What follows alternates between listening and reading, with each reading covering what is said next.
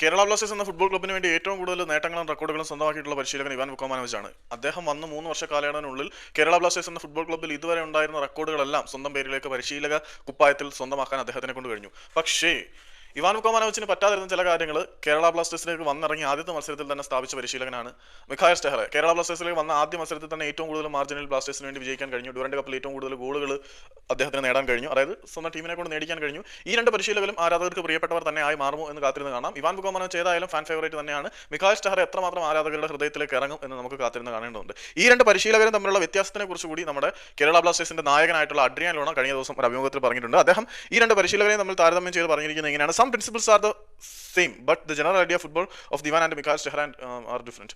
അതായത് ഫുട്ബോളിലെ ചില ആശയങ്ങൾ എല്ലായ്പ്പോഴും ഒന്നാണെങ്കിൽ പോലും മിഖായൽ സ്റ്റെഹറയുടെയും ഇവാൻ വുക്കോമാനോവിച്ചിന്റെയും ഫുട്ബോൾ ഫിലോസഫിയും തത്വശാസ്ത്രങ്ങളും രണ്ടും രണ്ടാണ്. അതായത് ഫുട്ബോളിലെ ചില ആസ്പെക്ടുകൾ എല്ലായ്പ്പോഴും ഒന്നാണെങ്കിൽ പോലും മിഖായൽ സ്റ്റെഹറയും ഇവാൻ വുക്കോമാനോവിച്ചും ടാക്ടിക്കൽ അപ്രോച്ചിന്റെ കാര്യത്തിൽ വളരെ വ്യത്യസ്തരാണ്. വെന്യൂ കെയിം ഒരു പുതിയ കോച്ച് എന്ന നിലയിൽ പരിശീലക സ്ഥാനം ഏറ്റെടുക്കുന്ന സമയത്ത് കുറേ കാര്യങ്ങൾ പുതുതായിട്ട് പഠിക്കേണ്ടതുണ്ട്. ടെക്നിക്കൽ ആസ്പെക്ട്സിൽ കുറേ അധികം കാര്യങ്ങൾ വീണ്ടും ചെയ്യേണ്ടതായിട്ടുണ്ട്. അതായത് മിഖായൽ സ്റ്റെഹറയ്ക്ക് കുറേ കാര്യങ്ങൾ സെറ്റാക്കി എടുക്കാൻ, അല്ലെങ്കിൽ അദ്ദേഹത്തിന്റെ സിസ്റ്റത്തിനോട് സെറ്റായി വരാൻ ആരാധകർക്കും, അതായത് താരങ്ങൾക്കും ടീമിനും അദ്ദേഹത്തിനും കുറച്ച് സമയമെടുക്കും.